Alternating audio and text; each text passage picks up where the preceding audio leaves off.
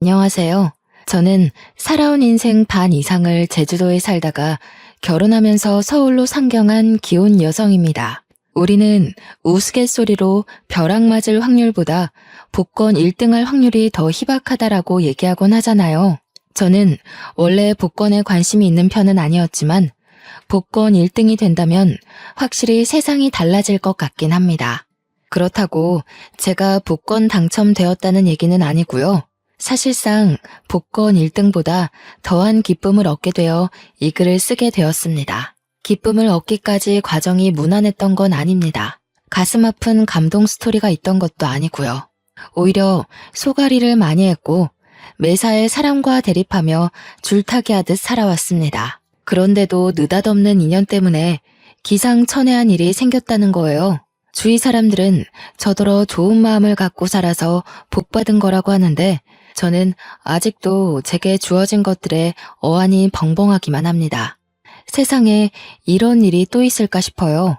제가 작가는 아니라서 이 소설 같은 이야기를 책으로 낼 수는 없고 이렇게 사연을 알게 되어 찾아왔습니다. 글 실력이 부족할 테지만 양해 바라며 들어주셔요.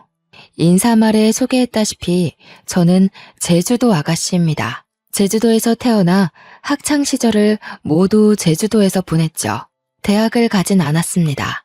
제주도에도 대학이 있지만 별로 필요성을 못 느꼈거든요. 제게 주어진 일이 있었기 때문이었을지도 모르겠네요. 저는 20살이 되자마자 서울로 시집간 언니의 부름에 서울을 왕복하며 지냈습니다. 처음 서울을 방문했을 땐 솔직히 볼거리가 많아 재밌었어요. 그런데 그것도 계속 보니까 질리더라고요. 서울이 싫다는 게 아니라 제가 탁 트인 곳을 좋아하기 때문이었습니다. 그래서 저는 결혼을 한다면 언니처럼 서울 남자가 아닌 같은 고향의 제주도 남자와 결혼하려고 했어요. 그런 제가 서울 남자와 결혼을 하게 될 줄 누가 알겠습니까? 남편과 제가 처음 만난 곳은 기내에서였습니다. 서울로 볼일을 보고 제주도로 돌아가는 비행기에서 남편을 처음 만나게 되었는데 당시 남편이 제 옆자리에 있었어요. 먼저 말을 걸어본 건 저였습니다. 남편이 제주도 지리가 그려진 팜플렛을 들고 있길래 고향 짬밥으로 오지랖 좀 피웠던 거죠. 제주도 관광 가시나 봐요? 서귀포 갈치도 맛있는데 저기 에어릅 쪽 갈치가 진짜 장난 아니에요. 방송도 타졌어요. 절대 후회 안 하실 거니까 갈치 먹을 거면 에어릅 가세요. 아, 제 소개가 늦었네요. 제가 제주 토박이에요. 아, 그래요? 마침 잘 됐네요. 제가 제주도는 처음 가보는 거라서요.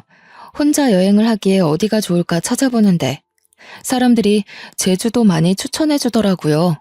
에어릅? 거기 어디쯤에 있어요? 잘 몰라서 그러는데 위치 좀 알려줄래요?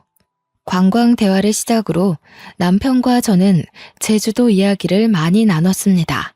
비행기 착륙 때까지 저희는 시간 가는 줄도 모르고 얘기에 푹 빠졌어요.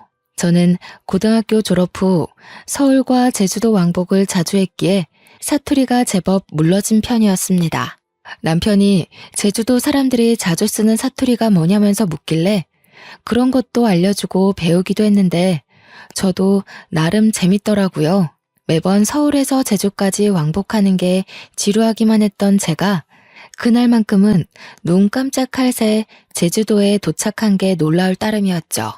그리고 착륙해서 그대로 작별 인사를 하는데 거기서 남편이 제게 연락처를 물어봤어요.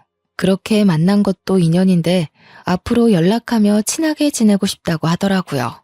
저도 남편과 제법 잘 통한다고 생각했기 때문에 흔쾌히 수락했는데 그게 연인으로 이어질지 몰랐습니다.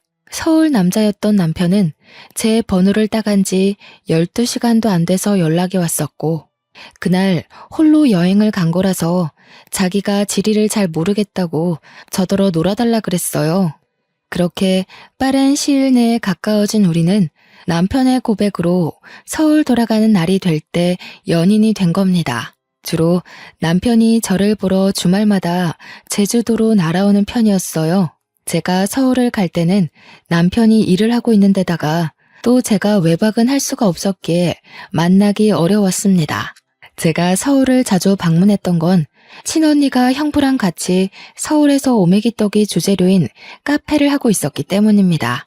친언니가 당시 임신을 하고 있었는데 애 낳으면 일에서 손을 놓을 거라고 했고 형부는 다른 사업을 시작할 거라면서 저더러 나중에 그 카페를 물려받으라고 인수인계 해주는 상황이었어요. 그러나 당장 카페에서 매일 일할 수 없었던 이유는 아직 제주도에서 친정 부모의 일을 도와줘야 하기 때문이었습니다. 아빠는 고기잡이 어부였고 엄마가 제주에서 오메기떡 장사를 했는데 저는 언니 카페에 물려받은 거라 굳이 공부를 안 했고 그 전까지만 엄마와 아빠의 일을 번갈아 가면서 도왔습니다.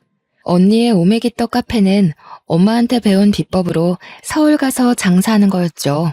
어쨌든 그렇게 남편이 주말에 제주도로 오면 하룻밤 자고 올라가고 그랬습니다. 친정 부모님이 보수적이기 때문에 제가 외박을 할 수 없어서 밤늦게까지만 같이 놀다가 남편은 모텔에서 숙박하고 저는 집에서 자는 데이트를 이어갔어요.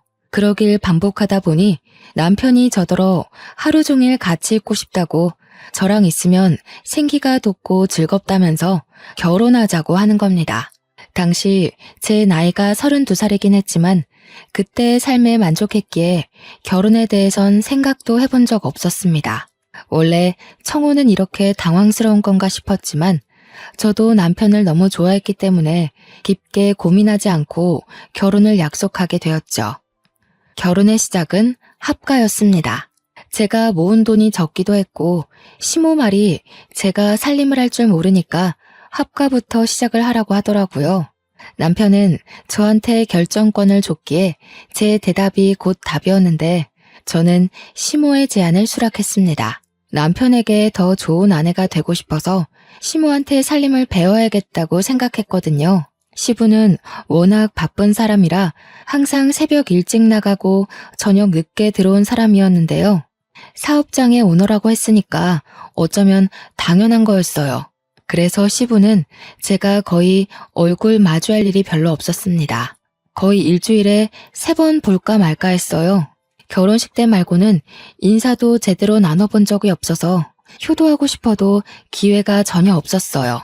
남편은 시부를 너무 신경 안 써도 된다고 하더라고요. 원래 바쁜 사람이라서 누가 챙겨주는 것도 아마 부담스러워 할 거라고 말이죠. 그때부터 저는 시부의 안부를 굳이 궁금해하지 않았습니다. 저는 시집을 가면서부터 친정 일을 못하게 된 대신 친언니 카페로 매일 출근을 할 수 있는 여건이 되었는데요. 이제부터 출근을 하겠다고 시모에게 미리 알렸더니 시모가 그것을 못마땅해 하더군요. 그걸 꼭 지금 다녀야 되겠니? 그리 급한 것도 아닌 것 같은데. 결혼 생활에 적응하고 나면 다녀도 되는 거 아니냐? 언니 출산 일이 얼마 안 남아서요. 저희 사정도 좀 급한 상황이에요. 제주도 살 때는 거리 때문에 자주 못 다니고 있었거든요. 여기서는 그리 멀지 않아서 빨리 배울 수 있을 것 같더라고요. 그럼 내가 제대로 살림도 못 가르치겠네.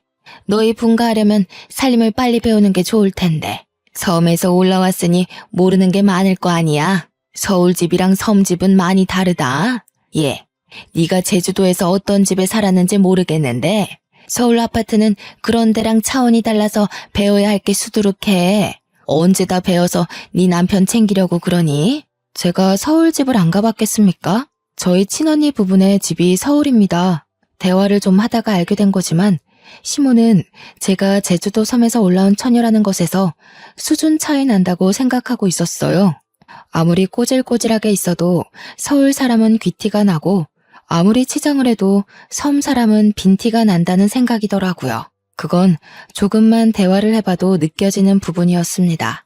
당연히 불쾌했죠. 그러나 시모가 제게 직접적으로 욕하는 것도 아니었고 은근히 무시하는 경향으로만 툭툭 던졌던지라 제가 대놓고 시모 말에 불쾌함을 드러내기가 애매했어요. 그나마 할 수 있었던 건 시모 말에 무조건 굽히고 들어가지 않은 걸로 대신 불편했던 감정을 풀어냈습니다. 예를 들면 제가 카페에 출근하는 걸 막으려는 시모의 제안을 뻔뻔하게 거절했고 시모가 빙빙 둘러서 자기 원하는 대답을 유도하려 할 때 그걸 시종일관 눈치 없는 척 하는 것 정도였습니다. 그럴 때면 시모가 저를 답답해하면서 한 번씩 자기 분에 못 이겨 저를 포기해버리고 말았어요. 그 덕에 다행히 언니 카페에서 출근을 매일 할 수 있었습니다. 남편에게는 시동생이 하나 있는데요.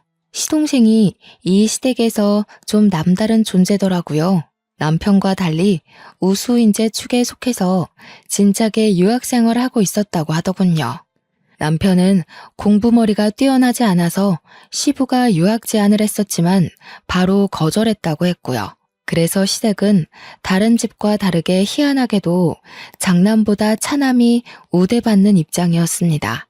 몰랐는데 시모가 제게 촌스럽다고 은근히 돌려서 서울 여자들이랑 비교했던 것처럼 남편한테도 은근히 시동생과 비교를 하지 뭡니까? 넌 내년에 봉급 얼마나 오른다니? 그래도 다닌 지 오래됐는데 이제 좀 확 오를 때 되지 않았나? 그놈의 쥐꼬리만한 월급 때문에 내가 다 답답하던데. 공무원이 올라봤자죠. 엄마가 생각하시는 만큼 오를 리 없으니까 그만 좀 물어보세요. 어차피 저한테 별다른 관심 없으시잖아요. 얘 봐라. 잔소리도 다 어미의 정이야. 내가 진작에 사업 하나 해보라고 했잖니. 요즘 같은 세상에 공무원 하나 해가지고 뭐 해먹고 살래? 네 동생 봐라. 벌써 그 나이에 한 달에 용돈만 돈 100만 원씩 보낸다. 내가 이걸 장남한테 받아야지 막내한테 받는 게 말이니? 어떻게 돈 불릴 궁리를 안 하는가 몰라. 시댁에서는 시부도 사업을 하고 있었고 시동생도 사업을 막 시작해서 단번에 성장했다고 했습니다. 그런 집안에서 남편만 공무원으로 안정직에 있는 상황이었는데요. 어떤 집안에서는 공무원이 남편 감으로 딱 좋다고 칭송하는데 시모는 돈이 확확 튀면서 졸부같이 사는 걸 좋아하는 것 같았습니다. 그렇다고 제가 친언니의 개인 사업을 물려받는 건 또 안 좋아했어요. 혹시라도 제 사업이 잘 돼서 자기네 식구보다 잘 나갈까봐 염려하더라고요. 무조건 자기 집에서 성공하는 사람이 있어야 된다고 보는 듯 했습니다. 남편은 내성이 생긴 건지 시모 말에 대강 대답할 뿐 별다른 감정을 드러내지 않았습니다. 옆에서 듣기만 해도 제가 대신 화가 나는데 정작 당사자가 가만히 있으니 제가 뭐라 나설 수는 없겠더라고요. 그래서 주로 뒤에서 남편을 위로해주기만 했습니다. 어머님 말 너무 신경 쓰지 마. 공무원은 뭐 아무나 되는 줄 아나? 내 친구는 공무원 시험 벌써 3번이나 떨어졌어. 공무원 경쟁률 장난 아닌데 어머님은 아무것도 모르면서. 나 신경 안 써. 원래 저런 사람이야. 나 때문에 당신이 신경 쓰는 것 같은데 당신이야말로 내 걱정은 마. 그래도 걱정해줘서 고마워. 당신이 옆에 있어서 내가 좀 숨 쉬어진다. 남편이 자기는 사춘기를 지나고부터는 시모의 잔소리를 그러려니 체념하고 산다고 했어요. 별로 타격도 없대요. 그러면서 시부가 자기 공무원 꿈을 응원해줬는데 그것만으로 충분하다고 시부는 오히려 사업하는 시동생 걱정으로 마음 졸인다고 했습니다. 시부가 사업을 하는 사람이기에 사업의 위험성을 잘 알고 있어서라고 했어요. 자꾸 이렇게 자리 없는 시동생 얘기가 나오니까 결혼식에서도 본 적 없는 시동생이 문득 궁금해지더라고요. 남편한테 슬쩍 물어봤더니 남편 말로는 시동생이 똑똑한데 얼굴도 자기보다 잘생겨서 잘나긴 했다고 하더군요. 얼마나 잘났길래 시모가 저리 차별을 하는 건가 괜히 샘통이 났습니다. 그렇게 하가 생활 3년이 지났을까요? 그토록 궁금하던 시동생이 귀국한다는 소식이 들려왔어요. 그날은 시댁에서 완전 명절 분위기였습니다. 시동생이 온다니까 저도 들뜨긴 했는데 한편으로는 남편이 걱정되는 겁니다. 시동생이 완전 한국으로 정착하러 온다는데 없는 사람과도 제 남편을 그렇게 차별했잖아요. 그런데 같이 살기까지 하면 얼마나 더 비교를 하겠어요. 불안과 호기심에 저는 그날 카페 일도 안 나가고 시모랑 같이 음식을 준비했습니다.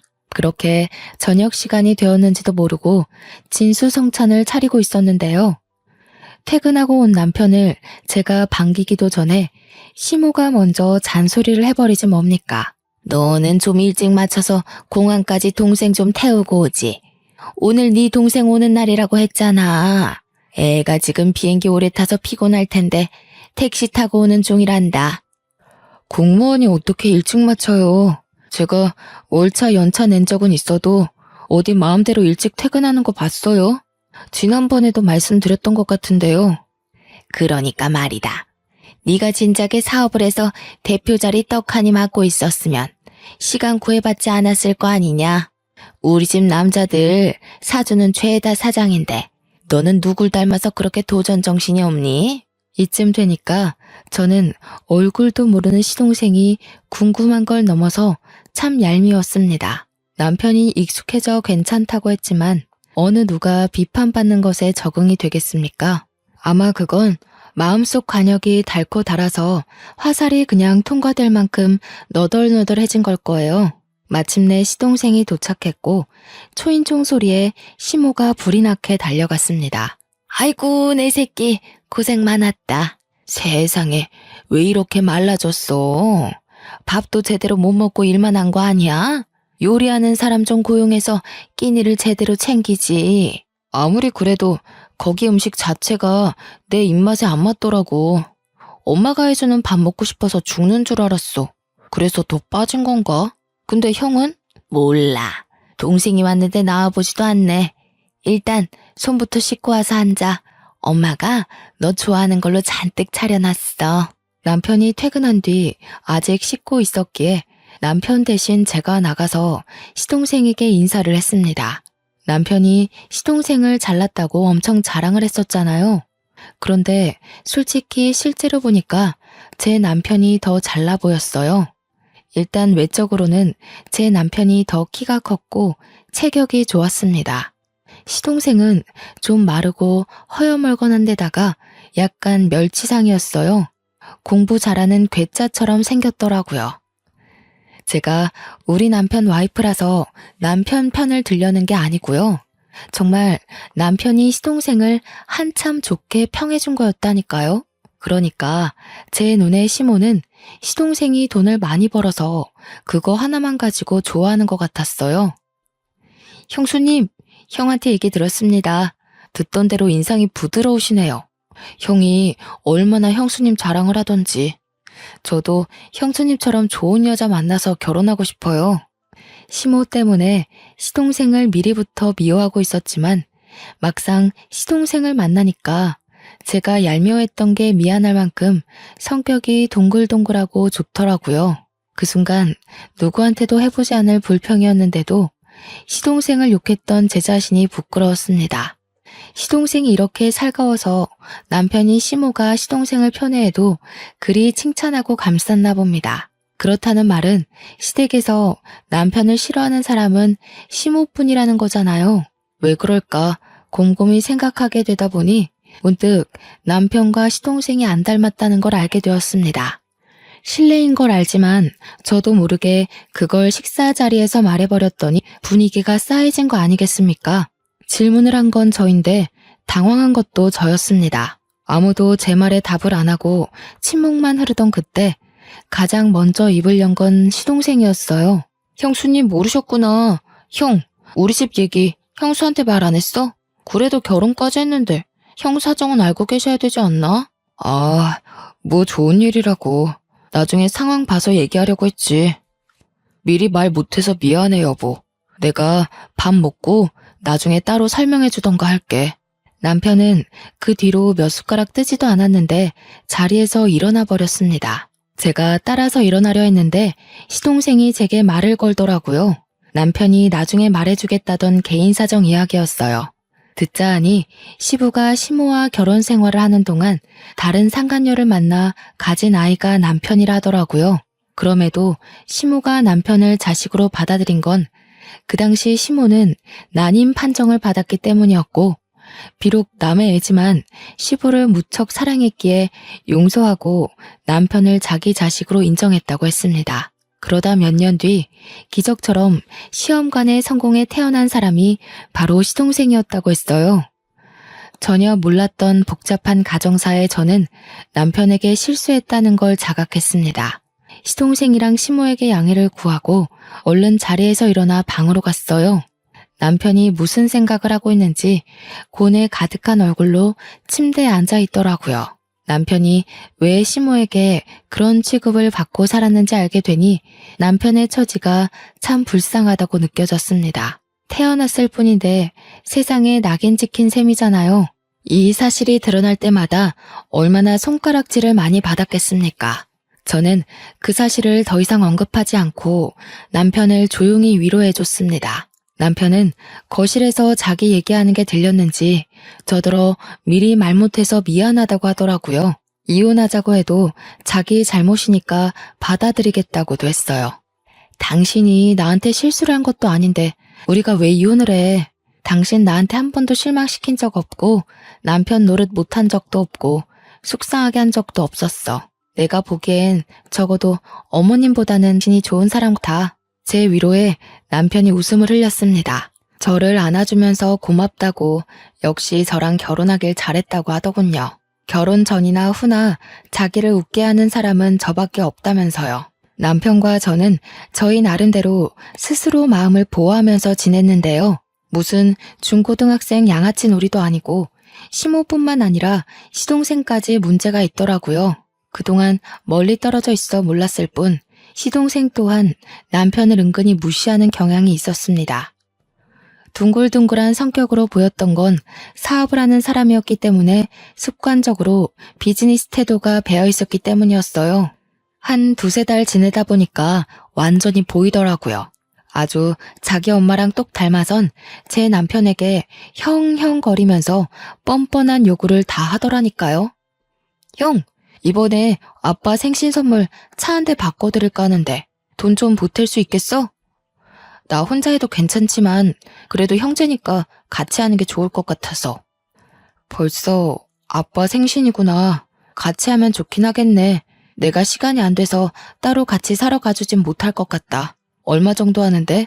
아동 비용도 내가 댈게. 우리 사이에 이동 비용은 무슨? 어차피 나 아는 사람 차센터에 가서 살 거라서 1억 5천인데 내가 8천 할 테니까 형이 7천만 보태줘. 시동생은 부탁은 다 저런 식이었습니다. 갖가지 그럴싸한 이유를 들먹이며 남편의 주머니를 털려고 했어요. 그럴 때마다 남편은 할 수 있는 선에선 보탬이 되었지만 저렇게 몇 천이나 보태어야 하는 일엔 매번 고개 숙이며 미안하다고 하는 게 사과하기 일쑤였습니다. 그러면 시동생은 자기 작전에 성공했다는 듯 으쓱거리면서 남편의 사정을 몰랐던 척했어요. 아, 깜빡했다. 형 공무원이지. 요즘 주변에서 억소리 나는 사업주들만 만나다 보니까 형 공무원이라는 걸 생각 못했네. 미안해. 이런 식으로 아주 거만하기 짝이 없게 남편을 놀려주고 떠나더라고요. 시모처럼 대놓고 구박하는 것도 아니고 남편 생각하는 척하면서 교묘하게 사람 속을 뒤집어 놓는 거 아니겠어요? 남편 말로는 시동생이 큰돈 만지는 사람이다 보니까 진짜 자신의 주머니의 사정을 깜빡해서 그러는 거라고 생각했는데 제 눈에는 아무리 봐도 시동생의 괘씸한 고의로 보였습니다. 시동생이 오기 전에는 시모 한 명이 남편을 괴롭혔다면 이제는 그 스트레스가 2배가 되어버린 것 아닙니까? 남편은 제가 끼니를 잘 챙겨주고 따로 건강영양제까지 챙기는데도 갈수록 기운이 빠지고 수척해졌습니다. 이게 다 시모랑 시동생 때문이라고 생각했어요. 차라리 저를 괴롭혔으면 좋겠다고 생각할 정도였다니까요. 남편 없을 때는 제게 고나리질하지만 남편이 있기만 하면 시모와 시동생의 목표물은 남편으로 돌아섭니다. 제가 뒤에서 남편에게 위로하고 챙기는 것도 한계가 있었어요. 남편에게 제가 별다른 힘이 되어주지 못하는 것 같자 저는 남편에게 우리 그만 분가를 해보는 게 어떻겠냐고 제안했습니다.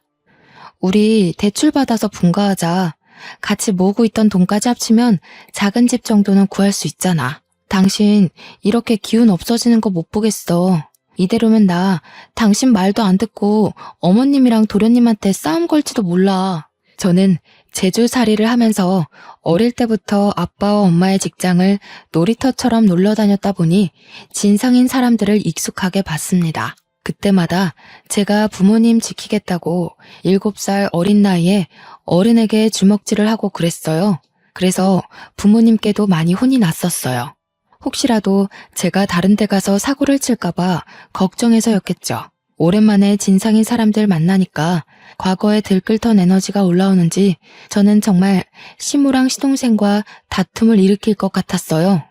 남편을 위한 것도 있지만 제가 살기 위해서라도 분가를 하고 싶었습니다. 남편은 생각해보겠다고 하더니 하루 뒤에 바로 긍정적인 답변을 주었어요. 그 뒤론 망설이지 않았습니다. 하루라도 빨리 시모와 시동생을 남편과 떼어놓고 싶어서 저녁 식사 자리에서 얘기를 했어요.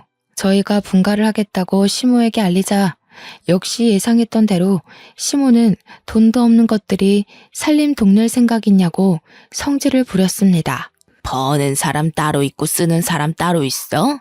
혹시라도 우리한테 손 벌릴 생각이면 말하라. 지금 애비랑 동생이 돈 잘 번다고 콩고물 좀 떨어지지 않을까 생각하나 본데 절대 그럴 리 없다. 우리가 알아서 할 거니까 엄마는 신경 쓰지 마세요.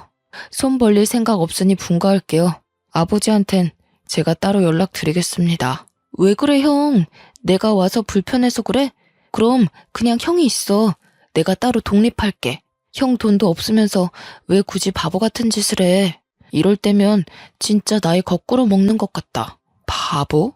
시동생의 섬나는 발언에 저는 남편의 아내로서 더 이상 듣고만 있을 수 없었습니다. 그래서 저도 모르게 제주살이 하면서 억세졌던 성격이 불쑥 튀어나와 버렸지요. 다들 돈 하나름 쥐어줘 보거나 그런 말씀들 하세요. 맨손에 맨입으로 돈 없네 마네. 남의 주머니 사정 놀리지 마시고요. 그렇게 돈이 많으면 좀 뿌려보시든가요. 그래야 우워하면서 입 벌리고 부러워하기라도 하죠. 맨날 말로만 떵떵거리지 큰 돈 만진다는 게 진짠지 아닌지 알 수가 있나? 뭐라고요? 형수님, 무슨 말씀을 그렇게 하세요? 아무리 섬 구석에서 덜 배우고 컸다지만 저도 엄연히 시댁 사람입니다. 말 가려주세요. 공무원이라고 무시하는 요즘 세상에 시댁 사람, 친정 사람이 어딨대요? 지금은 명절도 안 챙기고 다들 여행 가기 바쁜 시대예요. 시댁 사람은 무슨? 어머, 얘가 오늘따라 왜 이러니? 너 약 먹었어?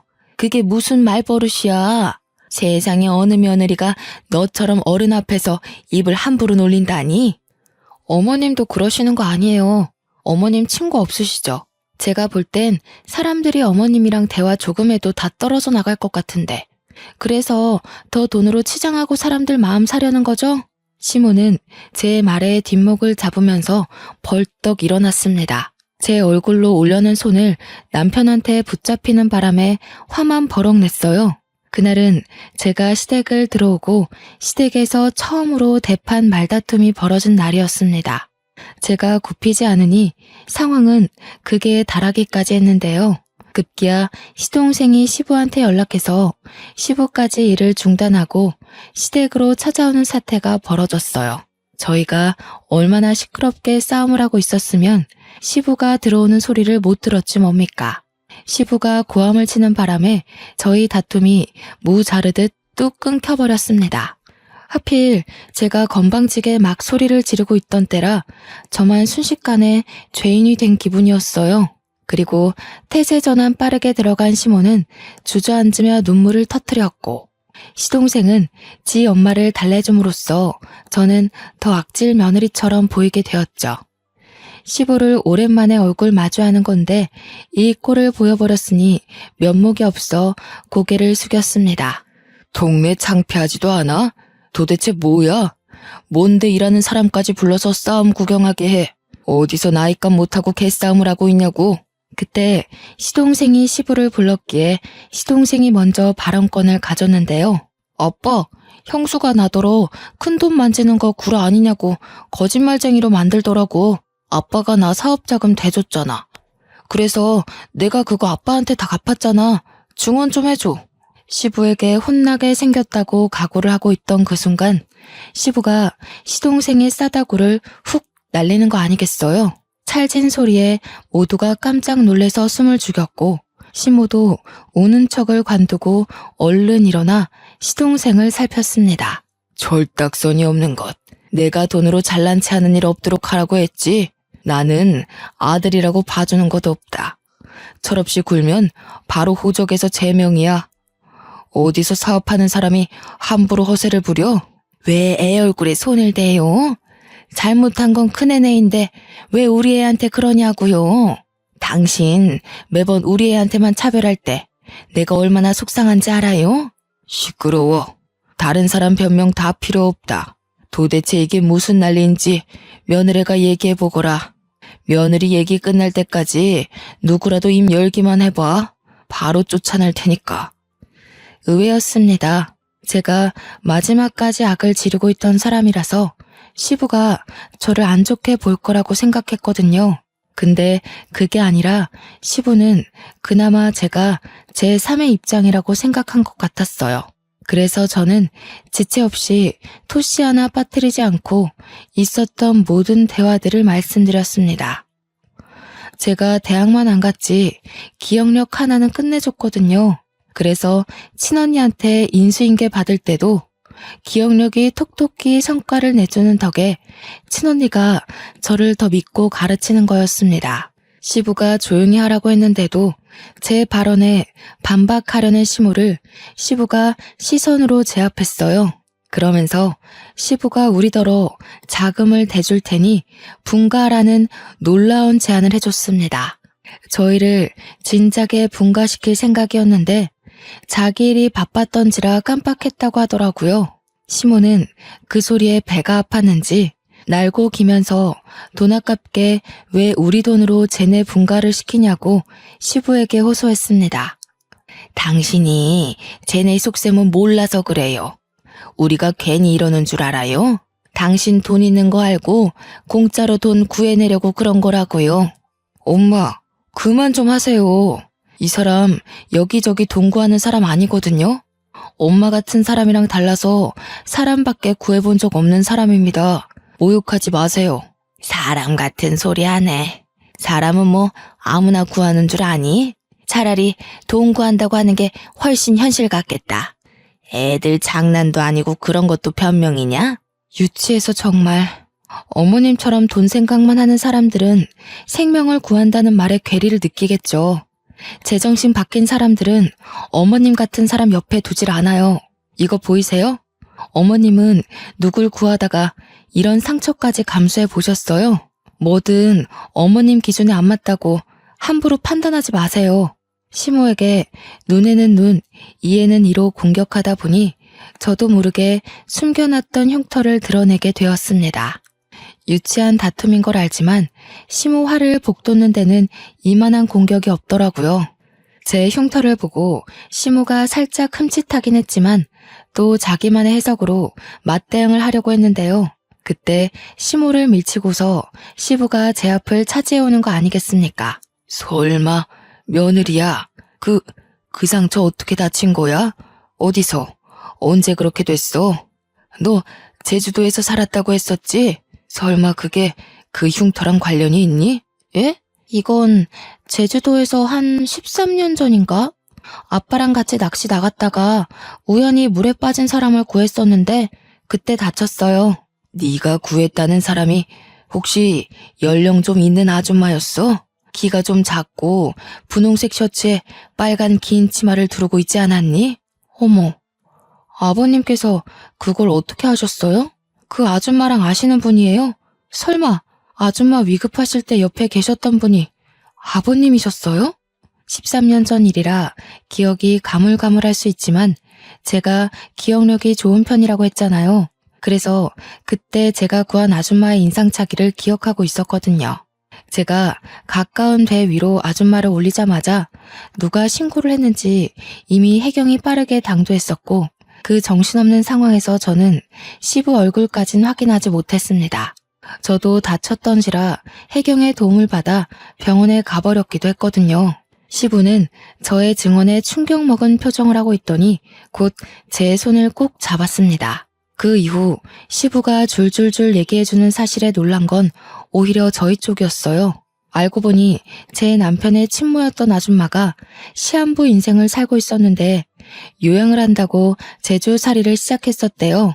바다가 보고 싶다는 아줌마 말에 시부는 배까지 빌려서 아줌마와 같이 바람을 쐬었는데 시부가 잠시 자리를 비운 사이 배가 흔들렸고 그 바람에 아줌마가 바다에 빠졌다고 하는 겁니다. 우연히 거길 지나갔던 사람이 바로 저와 아빠였던 거예요. 아빠랑 배낚시를 하고 있던 저는 당시 고등학생이었는데 제가 먼저 그 상황을 먼저 목격했거든요. 그래서 물에 빠진 아줌마를 보자마자 망설임 없이 뛰어들었어요. 그런데 아줌마를 건져 올리는 과정에서 바위에 세게 부딪히는 바람에 다리에 커다란 생채기를 내고 말았죠. 피가 뚝뚝 떨어지는 와중에도 저는 사람을 구하느라 정신이 없었고 뒤늦게 달려온 아빠가 제 다리를 살폈습니다. 그 상황에서 아마 시부는 아줌마를 살리기 위해 인공호흡을 하고 있었던 걸로 기억해요. 정신이 없던 와중에도 시부는 제 다리에 난 상처를 유심히 보았나 봅니다. 시간이 흘렀는데도 상처를 보고 단번에 기억을 떠올리다니. 그 당시 제가 아줌마를 살렸지만 원래 아줌마는 시한부였기 때문에 4달 후 사망했다고 합니다. 그러면서 아줌마가 죽기 전에 자기를 살렸던 저를 꼭 만나고자 했다고 방방곡곡 찾으려고 했다는 거였죠. 그런데 저를 찾기란 쉽지가 않았고 아줌마는 결국 저를 만나보지 못하고 세상을 떴답니다. 충격적인 과거를 읊어주면서 시부는 눈물까지 흘렸습니다. 내가 너를 얼마나 찾았는데 이렇게 바로 옆에 있는 줄도 몰랐구나. 내가 지지리도 바보였다. 며느리로 둔 지 수년째인데 이 사실을 이제 알다니.